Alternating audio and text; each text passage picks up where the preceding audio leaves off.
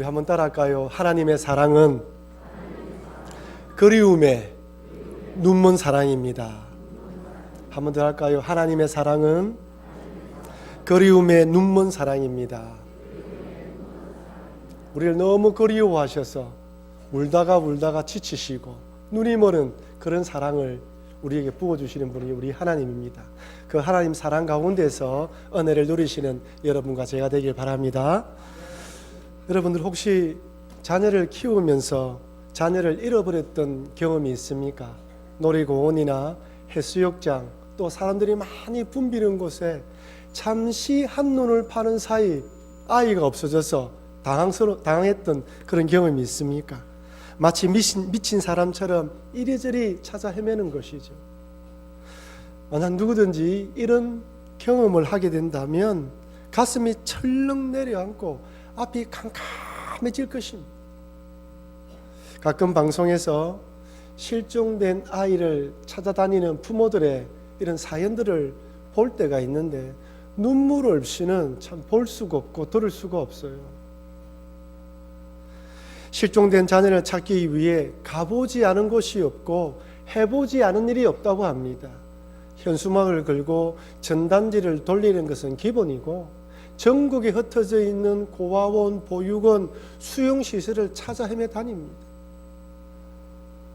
어떤 어머니는 실종된 장남에 대한 미안함으로 그 밑에 있는 다른 자녀들에게 마음을 내어주지 않아서 미안하다고 이야기를 하더군요. 자녀를 잃어버리면 그 자녀만 잃어버린 것이 아니라 때로는 남아있는 자녀들과의 관계도 나빠지고 배우자와 책임 문제로 다투다 보면 사이가 벌어지기도 합니다.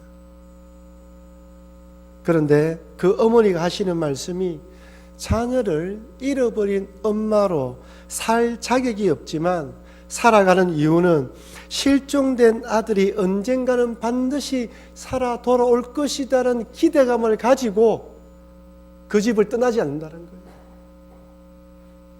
아마 이것은 자녀를 잃어버린 모든 부모들의 마음일 것입니다. 2016년에 개봉되었던 라이언이라는 영화가 있습니다. 인도를 배경으로 한 영화인데 1986년 5살이었던 사루라는 이 아이가 기차역에서 일하는 형을 찾으러 갔다가 그만 정차되어 있는 기차에 올라타서 잠이 들어버렸어요. 얼마나 잤는지 그 기차는 달려서 자그만치 자기 집에서 1680km 떨어져 있는 캘커타에 정차합니다. 자기 집에서 기차로 29시간이나 걸리는 거리였습니다. 캘커타에 떨어진 이 5살 된 아이가 뭘 하겠습니까? 노숙 생활을 시작한 거예요. 거리에서 구걸하며 살다가 고아원에 들어가게 되었는데 그 다음 해에 호주의 한 양부모 밑으로 입양됩니다. 호주로 입양된 이 아이는 그 양부모의 사랑 밑에서 공부도 잘하고 대학 졸업하고 난 뒤에 직장에 취직하게 되었는데 인도의 어머니를 잊지 못하고 집을 찾을 궁리를 합니다. 그때 마침 구글 어스, 즉 구글의 인터넷 위성사진 프로그램이 나오게 되면서 접하게 되면서 그것을 통하여서 인도 전역을 훑어보게 된 거예요. 1980년 당시 기차의 속도와 그다음에 시간들을 고려해서 3년 동안 자기 집을 찾아다니는데 드디어 찾게 되었습니다. 호주에서 비행기를 타고 인도로 넘어가서 기억을 더듬어 자기 집에 갔는데 어머니가 안 계신 거예요. 거기 살고 있는 사람에게 혹시 여기 살던 어머니 어디로 갔습니까? 하고 물으니까 옆에 주민들이 그를 데리고 몇 블락 떨어져 있는 곳으로 인도해 주는데 그곳에 어머니가 살고 계셨어요. 그 어머니가 하는 말이 나는 내 아들이 반드시 살아서 돌아올 것이라고 믿고 기다렸다고 이야기를 했습니다. 여러분, 자녀를 잃어버린 어머니는 첫 번째로 찾고 찾습니다. 두 번째는 기다립니다. 언제까지? 죽을 때까지. 죽어서도 눈을 감지 못하는 것이 부모의 마음이에요. 지난주 이런 양과 이런 드라크마를 통하여서 하나님께서는 죄인들을 찾고 찾아다닌다고 말씀드렸어요.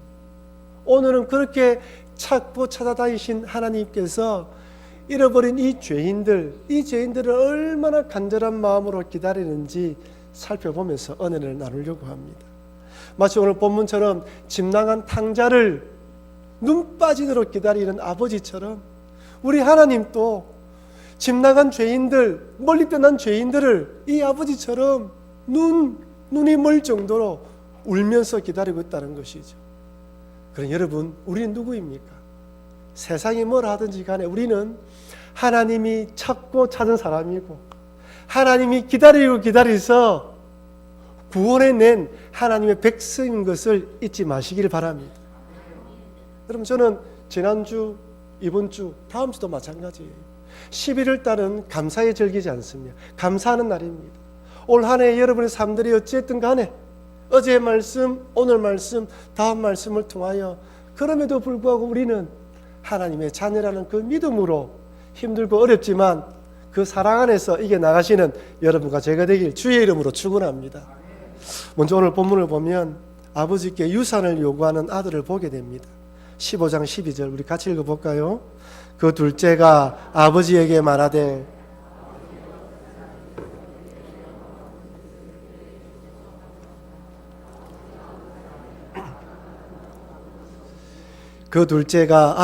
말하되 아버지여 재산 중에서 내게 돌아올 분깃을 내게 주소서 하는지라.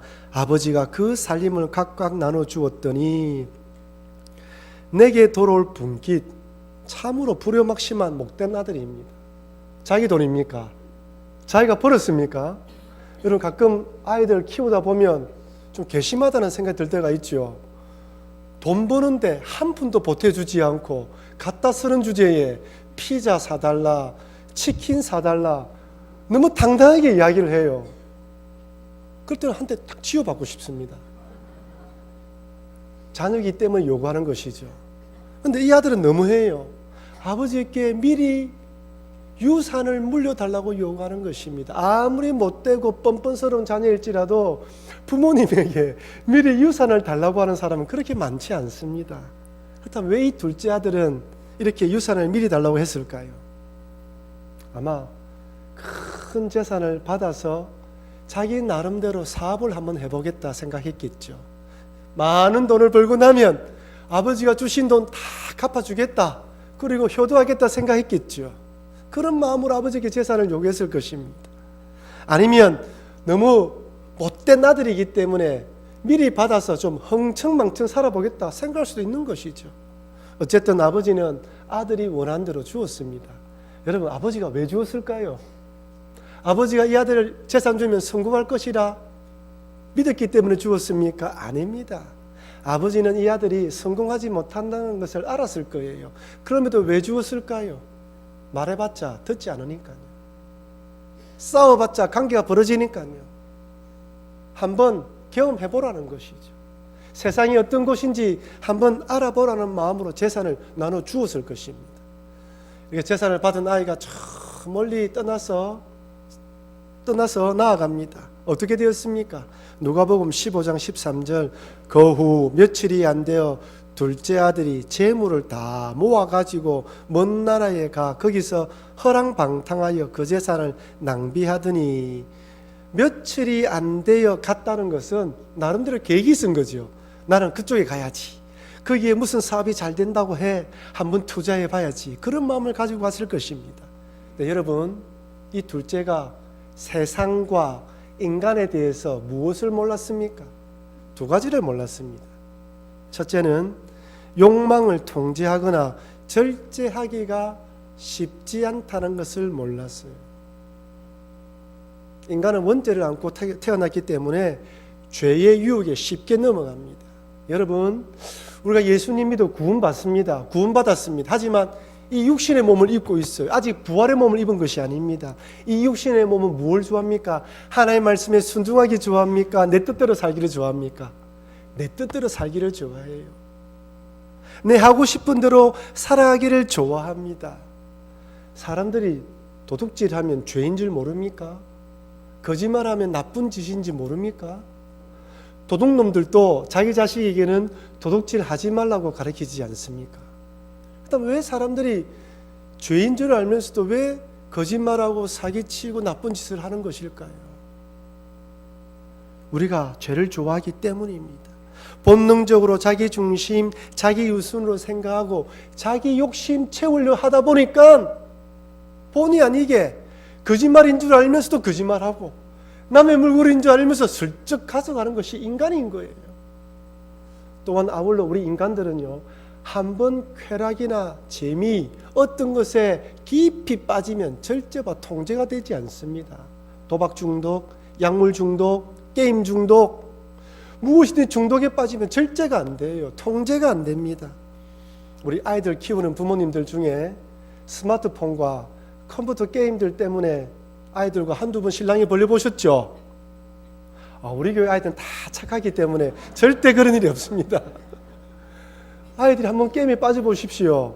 시간 가는 줄 몰라요. 얼굴이 컴퓨터 화면이나 스마트폰에 푹 빨려 들어가는 것 같습니다. 엄마가 밥 먹으라 들은 채를 하지 않아요. 어머니 어떻습니까? 기다리다 이제 그만하겠지 참고 참다가 폭발합니다.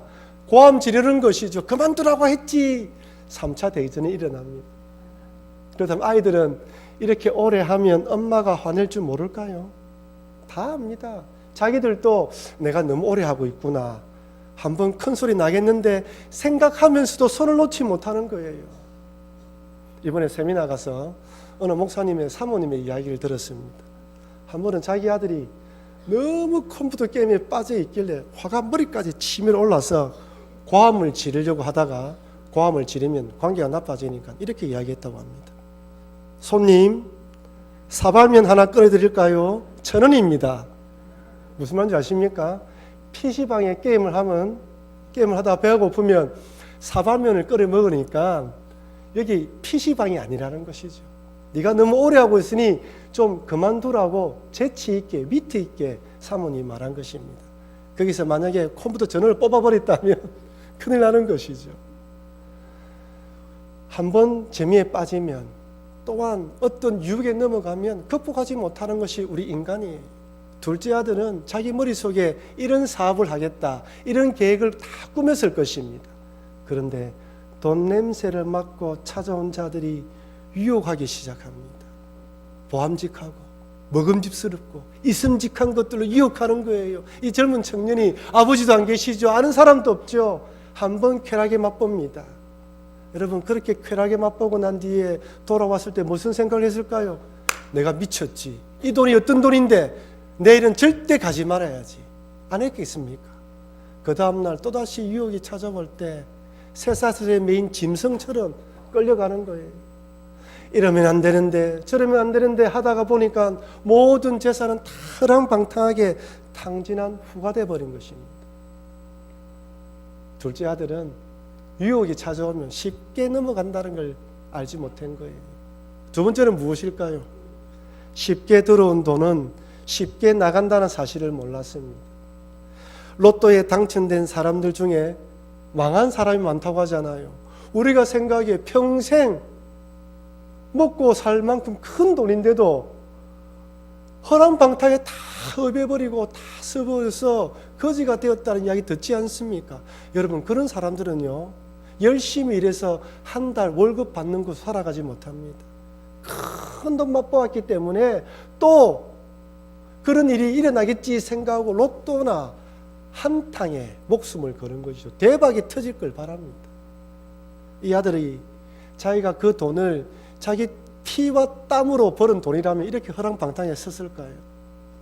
절대 그렇지 않을 것입니다. 이렇게 돈을 다 허비했는데 엎친 데 덮친 격으로 크게 흉년이 들어서 일할 곳도 없습니다. 젊음을 무기로 무엇이든지 할 수 있는데 너무 일자리가 없으니까 어떤 일을 했다고요? 돼지 치는 일. 유대인들에게 돼지는 부정한 동물이죠. 만지지도 않고 먹지도 않아요. 그만큼 먹고 살기가 힘들었어요. 심지어 돼지들이 먹는 쥐염 열매도 먹지 못할 정도가 되었습니다. 그때 누가 떠올랐습니까? 아버지가 떠올랐어요. 누가복음 15장 17절 18절 말씀 우리 같이 읽겠습니다. 이에 스스로 돌이켜 이르되 내 아버지에게는 양식이 풍족한 품꾼이 얼마나 많은가. 나는 여기서 줄여 죽는구나. 내가 일어나 아버지께 가서 이르기를 아버지 내가 하늘과 아버지께 죄를 지었사오니 내가 일어나 아버지께 가서. 여러분 탕자가 한 일 중에 가장 잘한 일이 무엇입니까? 일어나 아버지께로 간 거예요. 여기서 내 인생 내가 책임져야 되겠다라고 생각하고 다리에서 떨어져 죽었다든지 목을 메고 죽었다면 어찌 되겠습니까? 여러분 하나님께서 우리에게 너 죄인이지 라고 말했을 때 그것은 돌아오라는 것이지 너가 죄인이니까 네 인생 네가 잘못 살아온 거 책임지라고 말하는 것이 아닙니다. 자신의 잘못을 깨달았다면 회개하고 돌아오면 되는데 어떤 사람은 자기 잘못을 스스로 책임지려고 해요. 그것은 하나님의 뜻이 아닙니다. 성경 인물 중에서 자신의 잘못을 스스로 책임지려고 했던 대표적인 인물이 누구입니까? 가룟 유다죠. 30냥에 은 30냥이 예수님 팔고 난 뒤에 자신의 잘못을 뉘우치고 돈을 돌려주고 뭐 했습니까? 목을 메어 자살했습니다. 하나님이 요구한 것, 예수님이 요구한 것은 베드로처럼 주님 제가 죄인입니다. 이것밖에 되지 않습니다라고 회개하고 돌아오기를 원했는데 자기 인생 자기 스스로 책임지려고 한 거예요. 여러분 하나님은 여러분들에게 죄에게 우리의 인생 그런 식으로 책임지라고 말씀하지 않습니다. 하나님은 있는 그대로 돌아와서 잘못했다고 용서를 빌고 회개하라고 이야기를 합니다. 마음속에 그래 네가 네 때문에 네가 판단해서 이런 잘못했지 너 이제 죽어야 돼. 이것은 누구의 속삭임입니까? 사단 마귀의 속삭임입니다. 우리 하나님의 속삭임은 돌아오라. 내가 너를 안아준다. 이런 속삭임이에요. 하나님께서는 호세아 선지자를 통해서 이렇게 말씀합니다. 호세아 6장 1절 2절 같이 읽겠습니다. 오라 우리가 여호와께로 돌아가자. 여호와께서 우리를 찢으셨으나 도로 낫게 하실 것이요 우리를 치셨으나 사매어 주실 것임이라. 여호와께서 이틀 후에 우리를 살리시며 셋째 날에 우리를 일으키시리니 우리가 그의 앞에서 살리라. 아멘. 여호와께 돌아가자는 거예요.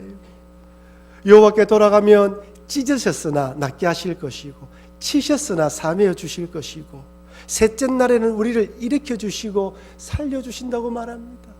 하나님이 때로는 우리를 치시기도 해요. 찢으시기도 해요. 왜 그렇습니까? 돌아오라고. 안 돌아오니까 모진 고난의 강풍을 불게 하시고 미친 강풍이 몰아치도록 만드십니다. 한순간에 모든 것을 다 날아가 버리도록 한꺼번에 썰어가 버리시는 거예요. 왜 그렇습니까? 회개하라고. 그런데 이렇게 치셨지만 싸매어 주시고 찢으셨지만 낫게 하시고 돌아오면 다시 살려준다고 말씀합니다. 여러분 큰일 저지르고 난 뒤에 해결이 안 되잖아요. 내 능력으로 안 되잖아요. 하나님께 맡겨야 돼요. 하나님 오늘 이 구절에 일으켜 주시고 살려주신다고 말씀하셨으니 제가 하나님 믿고 돌아갑니다. 나는 아무것도 할 수 없지만 주님 책임져 주십시오. 저를 불쌍히 여겨주십시오. 도와주십시오. 하나님 이것을 원합니다. 이사야서 1장 18절은 이렇게 말씀합니다. 같이 읽겠습니다. 여호와께서 말씀하시되 오라 우리가 서로 변론하자. 너희 죄가 주홍 같을지라도 눈과 같이 희어질 것이요 진홍같이 붉을지라도 양털같이 희게 되리라. 아멘. 그 아무리 흉측하고 흉악한 죄를 지었다 할지라도 양털처럼 희게 만들어주겠다. 내가 너희들을 위해서 내 아들 독생자 예수까지 보내주지 않았느냐. 나에게 돌아오라. 돌아오라고 말씀하시는 것입니다.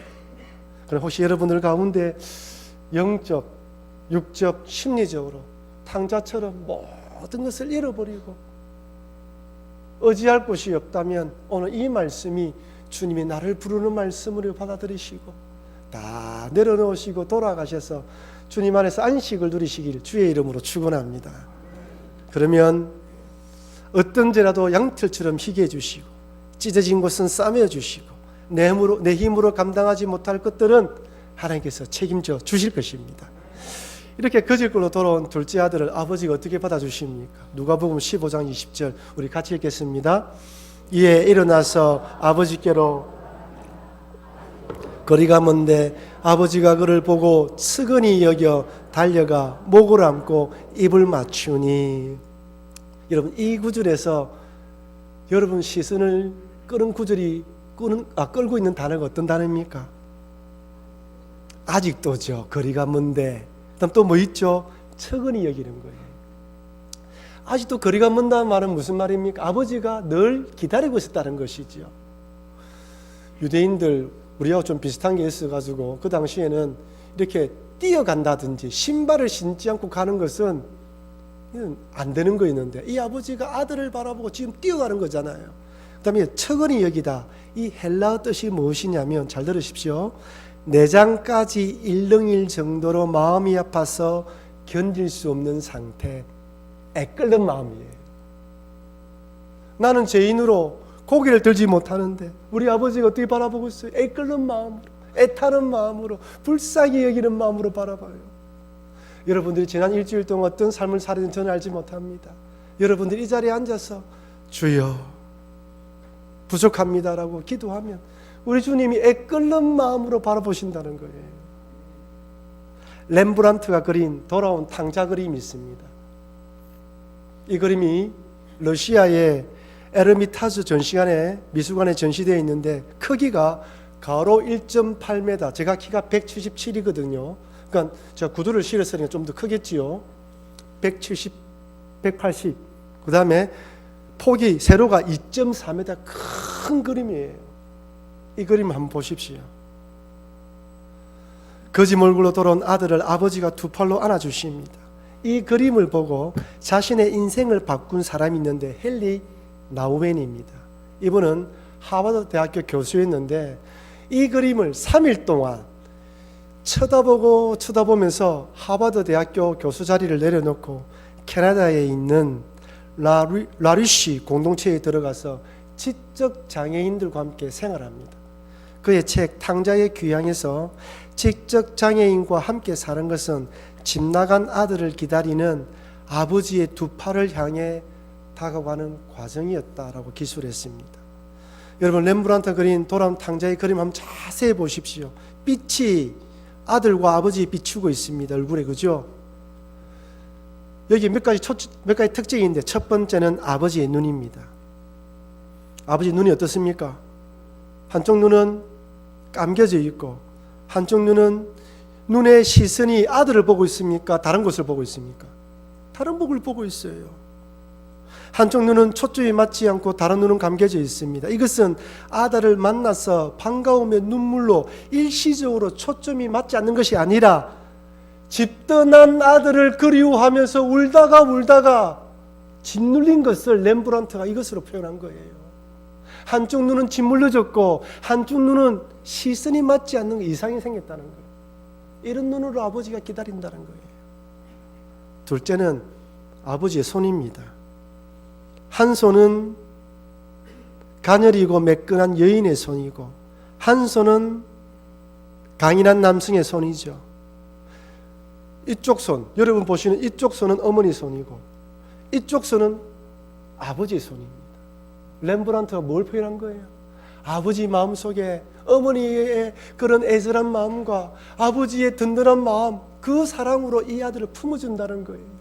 우리 하나님은 아버지이기 때문에 아버지만 생각하지만 우리 하나님 안에는 모성의 어머니의 그 부분도 있다는 것을 이 그림으로 표현하는 것이죠. 그 다음에 이 그림에 보십시오. 탕자가 허리에 뭘 차고 있습니까? 안 보입니까? 안 보이는구나. 여기 칼이 안 보이는구나. 허리에 칼을 차고 있습니다.